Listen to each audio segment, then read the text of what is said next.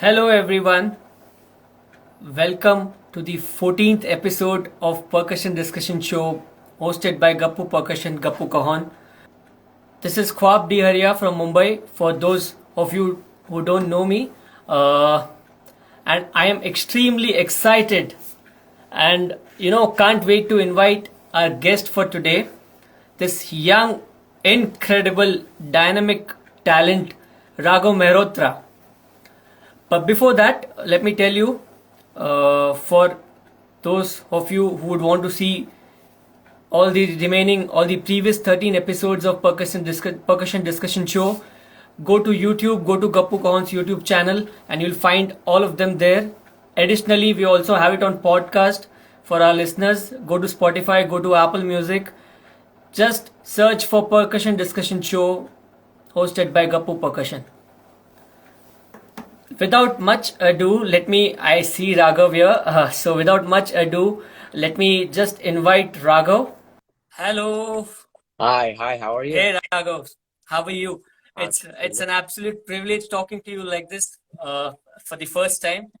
I mean, Thank you. I would like to thank you from the whole Gappu team for accepting to be here on our show. yeah, thank you for having me. I really appreciate it. I'm looking forward to this. I'm looking forward to this. I've been following you for a long time now, and finally talking to you like this. I'm really happy doing this. Thank Uh, so, where are you right now, Raghav? Are you in you. the States or are you in the UK? Yeah, I'm in the States. I'm based in Princeton, New Jersey. All right. And how's everything there in the States right now? It's good. I mean, I'm pretty happy live venues are opening back up and they're opening back up safely, so you have to have like proof of vaccination and everything. Nice. So, if we go to a live venue, we have to be safe. We have to wear masks and everything. So, Yeah. I'm pretty happy about that. Otherwise, I mean, nothing else is going on here. It's just the middle of New Jersey, so. Okay. But good to hear. So you have gigs lined up? I have a couple things. I have more like albums projects going on right now. In terms of gigs, I don't know when the next one is. Everything's a little unsure because of the elephant in the room, COVID. But I have a couple albums going on, which is pretty fun. I'm playing on a couple albums, writing some of my Amazing. own music as well. Yeah. Amazing. How has been the whole of 2020 and 2021 for you? It's really a period of reflection. It's been, and although I was not gigging like crazy, and I wasn't like gigging every single day or anything, I was able to take the time to reflect and kind of look inwards to who I want to be moving forward, who I want to be in the future, and I think that was a really valuable experience, something I wouldn't have gotten otherwise. And I had the time to kind of go and practice all the time. And I mean, school wasn't as much of an issue Ah, at that point. And so I just kind of had time, I had space, and I had just to a certain extent free thought, um, ah, where I was going to go in the future. find yourself kind Yeah, of a thing. Yeah. yeah. Amazing. Uh, okay. Have you heard of this brand called Gappu from India? Yeah, I know Darshan Doshi was playing some of your stuff, so I saw that and it was really cool. I mean, did you like the sound? Would you like to, play the Gappu Cajon? Do you play percussions? I play mostly drum sets, so my stuff is based mostly on drum set. If I play percussion stuff, it's like auxiliary, like I play a couple like bells here and there. All Um, right, but I don't all really right. play much percussion, but it sounds really cool, and I love how you guys craft the, the Yeah, the guys at Gappu work really hard and uh, have really, crafted the instrument really well. yeah. But okay, so this is more about Raghav today. So I would like to know, okay, how old are you, Raghav, right now? I'm 17. Oh, that's brilliant. So could you talk about your journey a little bit? How did you, at what age firstly, what was your first instrument? Was it drums always? Yeah, it was always. I started playing drums when I was 3 years old, 2 or 3, and I guess it started because my mom and dad noticed that I had like a knack for rhythm, and I just like Okay. tapping on stuff, and I'd like sit in front of our. We had a stereo, and I'd sit in front of our stereo for hours, just kind of bobbing my head to Ah, whatever music. It didn't matter what music it was playing. It could be like Kishore Kumar. It could be like Led Zeppelin. Didn't matter. I ah, was I was still enjoying it a lot. So ah. then for my third birthday, my parents got me like a little tom drum. Nothing, not like a big drum set or anything. And I kind of fell in love with the thing, and I Hmm. wouldn't be able to leave it. Um, and I guess it progressed from there. It got me like a small, like one of those first act drums, like drum sets, and like the half sized sticks. And I Ah, kind of just right. played away. And I got a drum teacher when I was like three and a half, and he Oh, was his name's Dan Johnson. He's actually a tabla player who studied tabla in India. He's lives in the U.S. now. But he came into my preschool that I was at, and he used to play songs, and I was okay. always fascinated with his ability to play like drums and sing along and get us to sing along, and I was really happy every day he came. So my parents contacted him and asked him, hey, you know, would you be willing to teach our son? And he's like, I don't know, 3 years old, that's a little young. And then ultimately, I guess he tried a couple lessons and we hit it off, and I am truly eternally grateful to everything he's done, because I guess unbeknownst to me, taught me not only uh, the Western rhythms, like the Western drum set rhythms, but he's also, because he's a tabla player, he taught me the Eastern rhythms. He taught me about The tilawas. He taught me the North about Indian. exactly. He taught me about uh, rhythmic construction from the East as well, which is really amazing. Um, and I guess I just started playing shows and stuff when I was 4 or 5. Um, Oh, uh, what else? I mean, there's not much to it. I'm still learning a lot, and I'm still practicing. yeah. I mean, see, that's like a thing we do all our lives, right? But uh, uh, seeing you. Okay, I'll come to a lot of questions. I have a lot in mind, but seeing you progress, and you're 17 now, and I think I started following you 2018, Oh wow! and always, mostly playing groove stuff, but Yeah, those intricate, a lot of taste, a lot of ghost notes, a lot of feel to it. So thank you. it's amazing. I've admired your playing for a long time now, and a lot of people, a lot of our listeners have a lot of questions here. So eventually, I'll try to address as many as possible. Yeah. But then, uh, what I would like to know is, do you come from a musical background, like any of your like parents or grandparents were into music? My my parents don't play music. My dad loves music, but he doesn't play music a lot. Um, my mom doesn't play music either. I I guess I they're my dad and mom's love for different styles of music, I guess, translated into me and in my playing. And when I was younger, I was exposed to a lot of music, and music was always kept 24/7 around the house. So I guess that's what So brought me in. you've been listening to music across different genres ever since you were like a little kid, 2 year, 3 year old. Yeah, whether it was like "Love Me or Leave Me" by Nina Simone, or like any Kishore Kumar song. Like my mom Ah, loves that stuff. Or it could be like Led Zeppelin, When the Levee Breaks, or it could be Amen Brother by the Winstons, or it could be, I mean, anything could be like D'Angelo and the Roots and hip hop stuff, and anything that would be playing. ah, I I guess I'd start absorbing it. I'd ah, love it. So yeah. amazing. Okay, coming a little ahead of that, how did the whole Broadway School of Rock, Sir Andrew Lloyd Webber's, the whole School of Rock thing happened? Yeah. How did you get into it, and how was the whole experience being Freddie? School of Rock was truly a life-changing experience for sure. Hands down, I can say one of the best experiences of my life. How it started was in 2015, I went for the open call at the Winter Garden, and it was, I don't know how many thousands of people kind of showed up. And I was just there. I kind of ashamed to say it, but I didn't really understand what the concept of Broadway was before that, because I was so into my drumming and that musical world that I didn't see outside of it. Um, and I came in thinking that you had to play like the soundtrack. So the night before, I went through the soundtrack of the movie and just learned every song, just played it over and over again. And they called me up, the casting agents called me up onto stage once it was my turn. They said, play. They gave me 15 seconds to play whatever I wanted to play. And so at that time, I realized that my learning all of those, like the soundtrack songs, kind of pointless.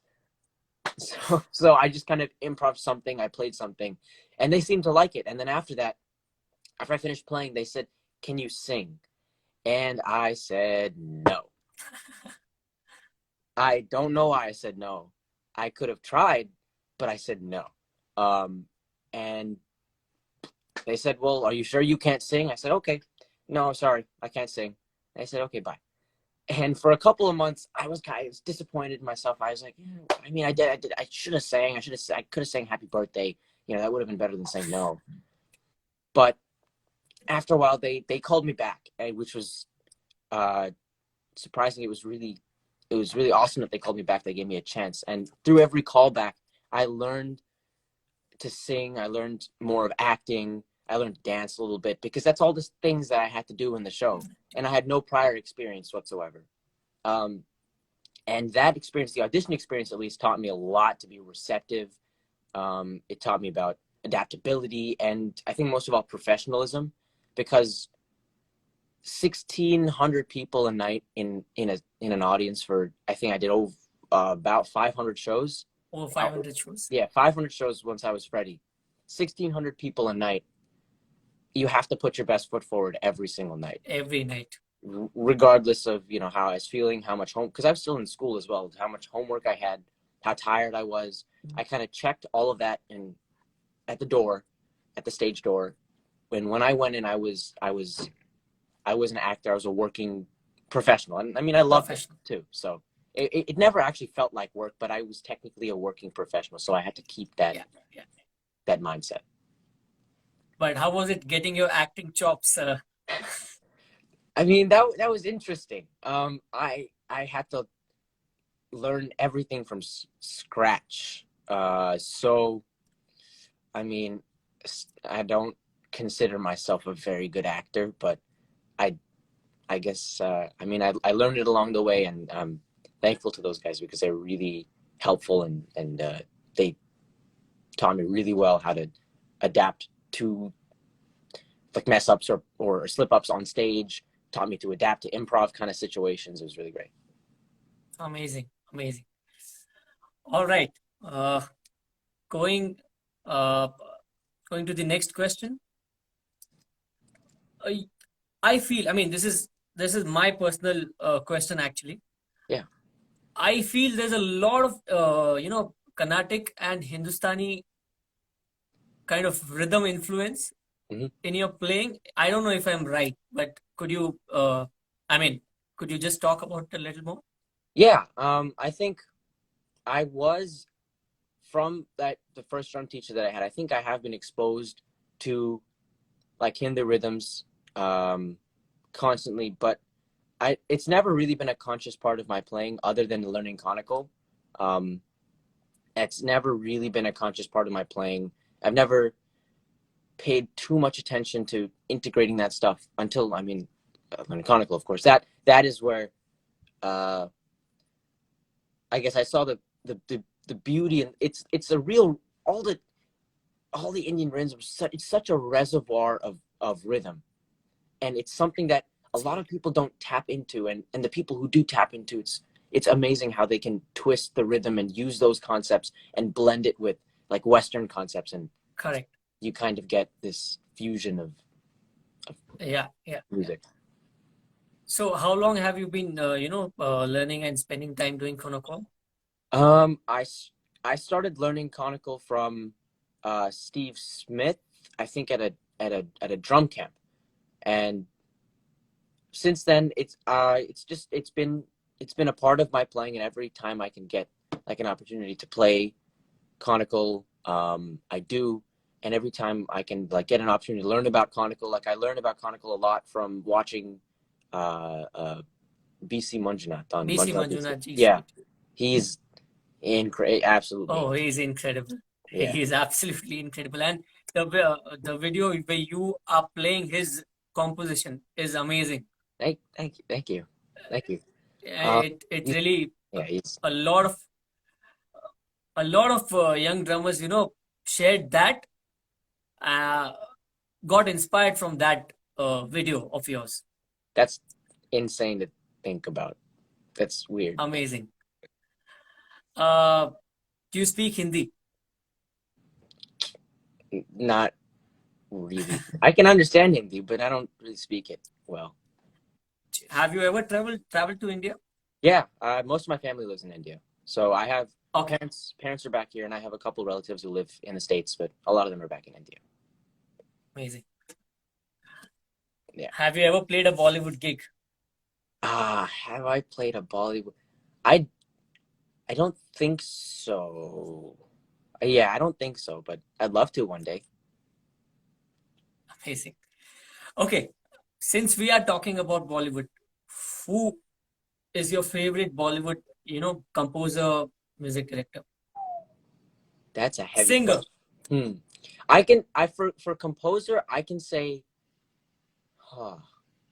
I mean, I've always looked up to A.R. Rahman. He's top tier. He's genius, incredible. Also Salim Merchant is really cool, and his work is amazing. Salim Bhai was online for a bit, I think. I don't know if he's still here, but Oh, was he? Salim Bhai, yeah, he was here. Oh man, that's Uh, amazing. Oh I don't yeah, know I if mean, you're still here, Salim Bhai, but Raghav says you are one of his favorites. yeah. No, absolutely, absolutely. Um, Amazing. yeah. Who else? I mean, I mean, it's not necessarily Bollywood, but Zakir Hussain does this Masters of Music thing every year, in which he takes Masters of Percussion. Masters of Percussion, yeah, where he takes Yeah, yeah. one drummer, and then he takes some other instrumentalist, and maybe he takes a sitar player, and then himself, and they go on tour. That Yeah. is amazing, and not only because of it's Zakir Hussain, but it's also four completely different musicians whose cultures and styles don't necessarily intersect musically, and they're Correct. able to bridge that gap with their instruments, which is really great. Amazing. Yeah. Okay. Now, shifting to a little different topic, what do you think about music education? I think music education is a lot more important than people higher up value it to be. I think music education is one of the most important things you can have. Um, I've been I've been ridiculously blessed to have great teachers, music teachers along the way, and there are a lot of people who don't have like resources, and they don't have, or their schools don't offer like a good music program, or they don't have exposure to certain types of music. And I mean, I think it's really important that people are able to get that exposure to see if they like it or not. Because I mean, if I was never exposed to music, I don't know if I would have ever picked it up. It was only due to my exposure from my parents, and then also my further exposure through my drum teachers and their Teacher. facilitation, and their facilitation of it, that I was able to pick it up. And so, I mean, if a school is able to offer a music program, um, I think they should use all their resources to do so, because it's I think it's really important. Amazing. Did you ever consider to go to a music school or like a music university yourself? I'm actually in high school right now, so university is I think a year away. So I have that stuff going on, but I'm also I mean, I'd love to also do other things in music, have music be a center, and then also branch out and, maybe like in music itself, produce and maybe go into the music business a little bit and be able to learn about that. It just all centered around music because I mean, music is what I Right. want to do for the rest of my life. So Right. Right. Well, when you say produce music, you already do produce music yourself. yeah, I mean, yeah, but I mean in a in a sense of being like an engineer behind the mixing console, All like right. All right. being someone who can see the artist from a different lens is maybe Perspective. that's Yeah. probably a Yeah. Yeah. better way to say it. But no. So what I wanted to ask is, how long have you been working on your music? Producing music. Um, on my own music, I guess my music is it's like it's an amalgamation of everything that I'm listening to at a certain time. So I can say that since I've been being trying to be creative and trying to make my own stuff, I've been working on my own music, working on like the grooves that and stuff that I post on Instagram. I guess I can say since I've been starting that, I've been trying to develop a style of music that I feel comfortable writing in. So I guess since like 2018, 2019, I guess I started focusing more on my own music rather than Writing. Okay. like Okay. But then, transcribing stuff. okay. But then when you write music, is it the drums first? Is it like a groove first and then you write on top of it? Or Yeah, it's you usually because I mean I can do drums first. Drums are what I'm comfortable with, so drums first is always a comfortable option to go to in case I don't have anything else or if I don't have an idea. Um, but it's interesting to start with like bass or guitar or piano because then again it's a new perspective on something. So then I get to have a new perspective on how I'm approaching a song. yeah, that's exactly, I mean, that was my next question. I've seen you play the bass also. So, uh, do you do you play bass like on a regular basis or it's one off? I want to play bass more for sure. I don't play bass as much as I would like to, but I've been playing bass for a pretty long time. I've been playing bass for 8 9 years. So Oh, amazing. And what other instruments do you play? I play guitar. I play keys, kind of. Um, yeah, I mean, I guess if you count like using a DAW like Logic or Ableton an instrument, then I play that as well. But then, have you spent time learning these instruments, or you taught yourself over the years how to play these instruments? For bass, I learned bass for a little bit, but I learned bass in the fashion of just learning songs that had really good bass lines, and then I was able to pick up Some playing more bass stuff. through there. Guitar was, I think, all self-taught, but um, and it was the same way. I just learned songs that I really love and that have really cool guitar parts, and as I learned that, then I able to learn more about guitar itself. Nice. 17 years of age, and Raghav plays bass, Raghav plays drums, obviously, and he plays guitars and keyboards too. It's incredible. Thank you, What a journey. thank you, I appreciate it. Okay.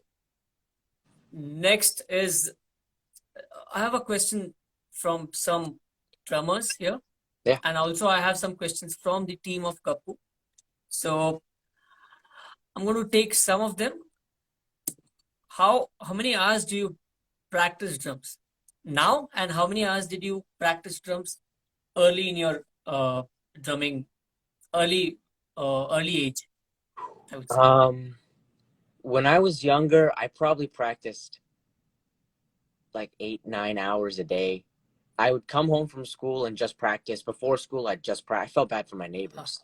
I felt really bad for my neighbors because all they'd hear is just banging on drums. But I'd practice every waking hour that I had. And because music was such a new thing and drums were such a new thing to me, I wanted to absorb as much of as much of his I can't speak as much of it as I could. So I play drums all the time. Nowadays, I mean, school is also something that I have to do, and um, I have like other things, but drums is still like number one priority in my life. So I try to practice drums as much as I can. Um, and I practice nowadays based on not like any rigorous schedule, but what I like a project that I'm working on at the time. So if I'm working on a project centered around conical and I really need to learn conical stuff, that's what I'll be practicing, and I'll practice that as much as I can. So um, practicing wise, if I need to quantify it into hours, um, I don't know how many a day because it varies so much each day. It could be like yesterday I was on the drums for like 10 hours just playing.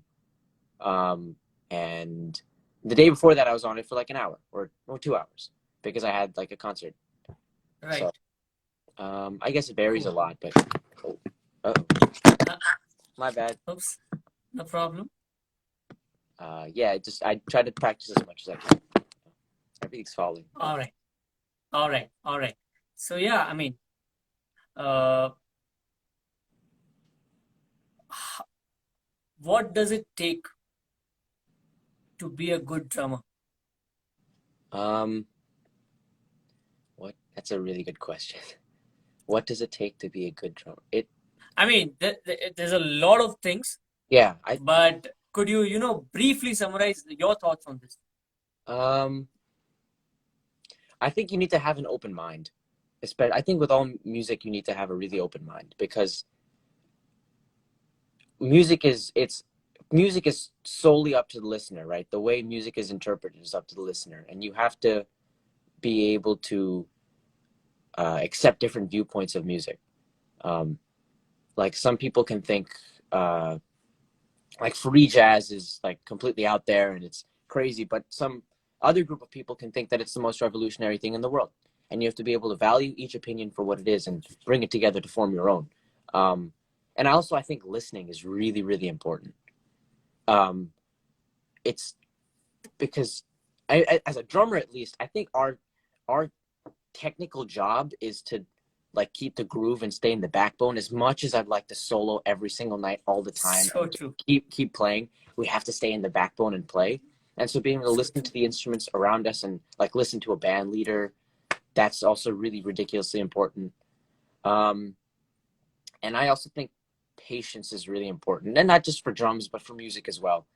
Um, because taking time out of your life, taking a lot of time, possibly spending a lot of money, uh, taking a lot of your mind space to devote yourself to something, whether it be drums, whether it be bass, guitar, and that the thing being so interpretive and being so loose. There's no really set of rules. It's not like math where there's Yeah. one right answer. There's an infinite possibilities And of how yeah, you can do something on an instrument, and so being patient to be able to discover those possibilities is also really important. amazing. Great advice. Thank you. Thank you so much, Raghav. Thank you. Uh, moving on to your setup of drums. Yeah. What is your current setup of drums you you would use for a gig, and what is the current setup you would have in your studio? Um, Usually it'd be the same thing. I think in here in the practice room, I have a lot more freedom to set up whatever I'd like to set up. Like I could set up a china behind me, and it wouldn't be a problem, and I can just experiment like that. That's I don't do that, but that's a little far All off. right. I in terms of gear, I play Sabian cymbals. Those guys are amazing, and I love their cymbals. I've been with Sabian since 2017 or 2018, I believe. So Yeah, um, I also play Ludwig drums. Those guys are also amazing, and I love their drums, and the history behind their drums is amazing too. it's amazing. Um, and also like Vic Firth Sticks, I have to give a shout out to everybody because they've been really great in supporting. So um, I use in I usually use like a rack tom and one or two floor toms, and then a couple cymbals, one ride, one crash, one hi hat, maybe a side snare, nothing too fancy. Um, Maybe I'll break it down even more and just do like a kick snare hat and then like Kick a ride. snare, hat, ride, and a floor tom. Yeah, Because a lot of your Instagram videos has that setup, and I think uh, looking at the way you play that setup, I don't think you need anything else. That it's pretty much uh, serves the most of the purpose of the music you're playing. yeah, yeah. Yeah. I don't Uh, play much like rock where it's just like 15,000 toms. You go uh, all around the toms. Although I'd love to. That seems like a really fun time. I'd love to do that. say for example the School of Rock gig. I think that was like a full blown setup you played, right? Two rack, That two floors. that was 2 rack, 1 floor, 2 crash, 1 ride. I think. Yeah, and a hi-hat. But Um, then what drew you to to the playing you have developed over over time? What drew you to that setup? I think The, it's basically, what drew you to that sound, which is now the Raghav sound, I would say. um uh I think just what I listen to, all like the music that I listen to. So um for a snare drum sound, I kind of just mess around with the tuning until it seems. I have no methodical way of like tuning a snare drum, and so whatever like sounds right, whatever seems like the perfect balance between crack and warmth, and shallowness and depth, like that tuning is what I'd like, I guess. Um, I keep my drums tuned in that way: the high snare, lowish tom, and low kick. Because of a lot of the groove stuff that I like to listen to, a lot of the modern groove stuff, like a lot of Nate Smith stuff. Um, oh, whoops, a lot of Nate Smith stuff, and then also the like the drum and bass stuff from the '90s. I think Square Pusher, the album "Feed Me Weird Things," like that has a pretty diverse range of tunings, and so I try to keep the full range of tunings on a drum set. But it's, I guess, I mean, I don't know. I guess it just seems right to tune it that way. It just sounds right. And it could not sound right in like 2 weeks or 2 months or 2 years to me. And I It could just, also depends on the style of music you play at yeah, that point of time. yeah. So if you're playing a lot of jazz, like I'm playing a ton of jazz right now. So I have my toms tuned like uber high, and my snare drum is kind of mid-ish, and my bass drum is also tuned ridiculously high. And I have only 1 rack and 1 floor.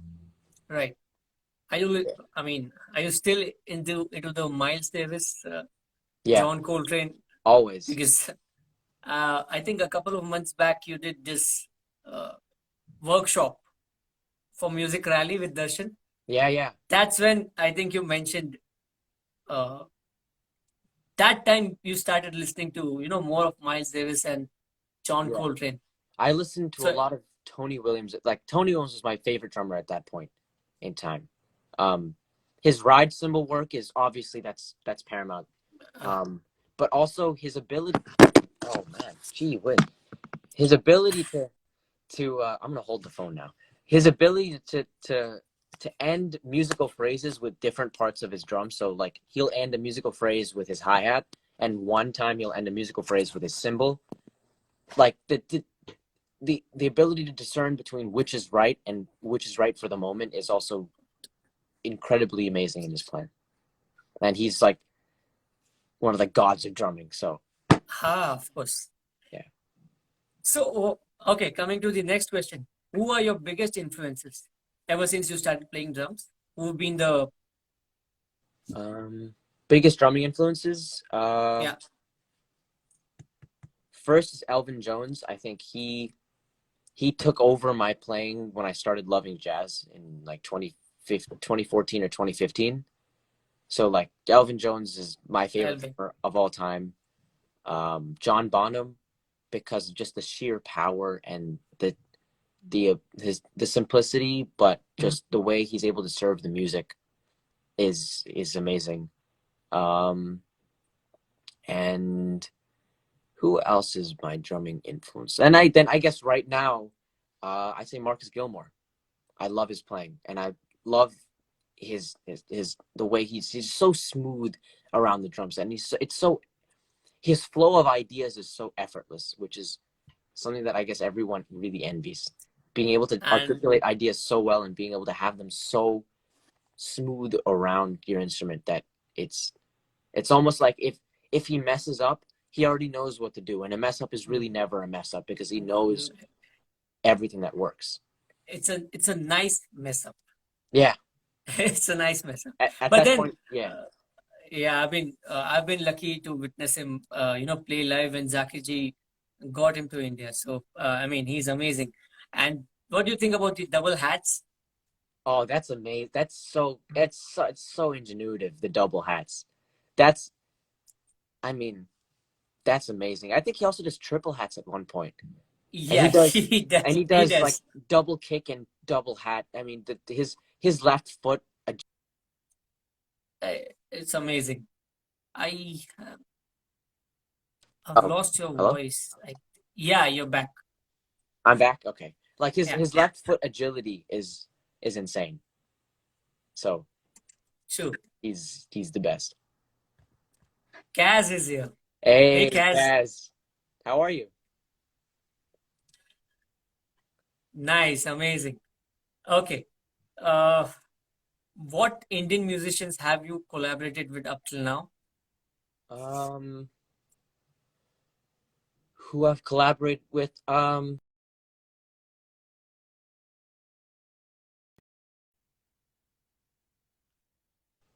Can you hear me? Yeah, I can hear you now. Yeah, yeah, You're back. yeah, I'd love to collaborate more with Darshan. I love his stuff. yeah. He's Um, amazing. he's amazing, and also, BC Manjunath. His stuff is also incredible. Um, those two are who I have in mind right now. Obviously, the dream would be to collaborate with A.R. Rahman. Like that's all. I But mean, that's a dream. apparently he likes your playing too, is what I read somewhere. Yeah, he shouted me out at one point in I think 2015. Um, Yes. that was a surreal experience. How amazing. Yeah, that was amazing. Incredible. Okay, few more questions, Raghav. Yeah. Uh, do you have like a target audience for your music, or you know you would want your music to your audience to come to your music? I guess anyone who's willing Like to music, your music find the audience. yeah, like I guess anyone who's willing to listen to it. I mean, I guess yeah, that's it. But um, hmm. I'd like to be able to make music for everyone. Like I'd like to be able to like write avant-garde jazz and also write pop albums and then also write musical theater soundtracks and also write film scores. I'd like to do everything. I'd like music that I make to reach everyone that it can reach. And so I guess it's based on the context, but everyone. Short answer, I guess. But do you think it's it's our musicians' job to educate people about different genres of music? I think, oh, that's a great question. Is it a musician's job to educate about different genres of music? Yeah, I think so. I think people don't know a genre until they've listened to it. So if if we have the opportunity, Feeding if feeding you're, them with more, yeah, right? I mean, hmm, is it? I don't know if it's their in inherent job. Like maybe job is a maybe a harsh way to put it, but job. I don't know if it's their job, but I think it's definitely it's a good thing if musicians are able to expose people to different types of music that Different they're listening to. types of music, But I think ultimately, right? I guess as I'm thinking about it, the listener has to come to the music, like you were saying. So if a musician can expose someone or like recommend an album, or recommend an artist. Like that's awesome. But I don't think anyone should force music upon anyone else. But you have to love it to listen to it, right? True, true, true. There's only good music, Yeah. but amazing. Okay, that brings us to a quick rapid fire kind of a round. Cool. I would ask you a few questions, and whoever comes to your mind first is Yeah. going to be your answer. Okay. What first got you into music? My parents. Okay. Who would you like to collaborate with? Maybe 5 names. Who would you like to collaborate with in near future? In the near future, 5 people who I'd like to collaborate with. I'd love to collaborate with Robert Glasper. I'd love to Robert Glasper. I'd love to do something with Charlie Puth. Like that's pretty awesome. I'd love to play with Julian Lodge. He's a guitarist. Oh, wow. There's so many people. I can't choose 5.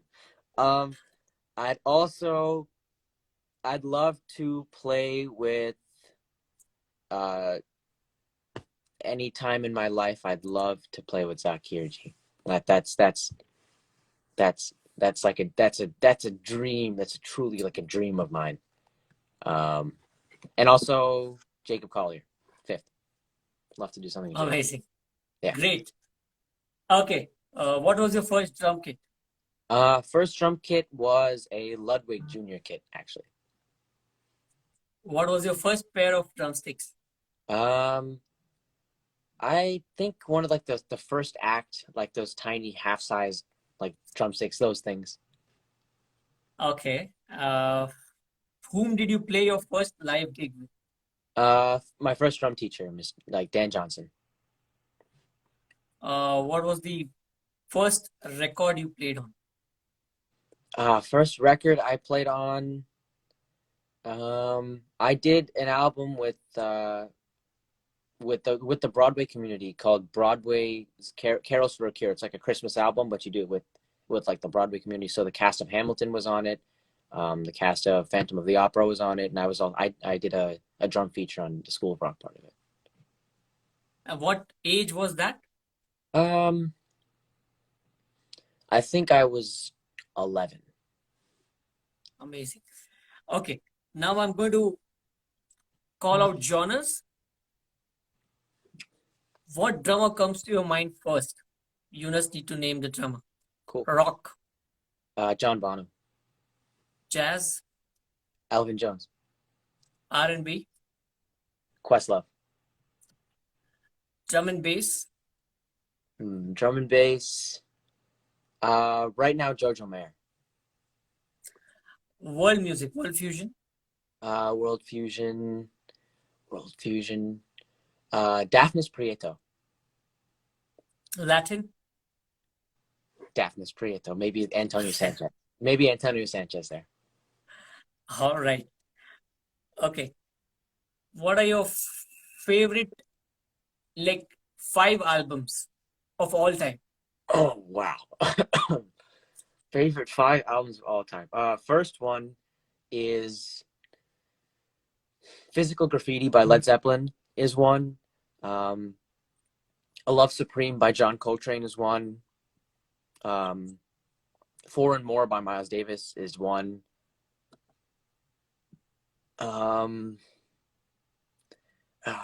Physical Graffiti, 4 and More, A Love Supreme. Let's see. Is there any other? Again, there's so many. It's so hard to choose. All right. I can come up with 2 more. Then I do like Quadrophenia by The Who. That's a great one. That's an amazing album. What's the album? Again? Quadrophenia. By The Who. Yeah, by the Who. Okay. And then last one, anything by the Foo Fighters. I think Wasting Light by the Foo Fighters. Foo That's Fighters. one of my favorite albums. Amazing. Okay. Thank you so much, Raghav, for this rapid fire. It was fun. Yeah. Okay. Okay. What are your upcoming projects you're working on? Right now I'm doing an album with Dave Liebman, who's a saxophone player, and this guy named Willem Tonka, who lives in Rotterdam. He's a professor at the University of the Arts in Rotterdam. That's like that's like the album that I'm doing right now. It's a jazz album, so that's hopefully coming soon. Like a trio album? Yeah. It's like a okay. And I'm just doing like songs here and there for like some of my friends, and I'm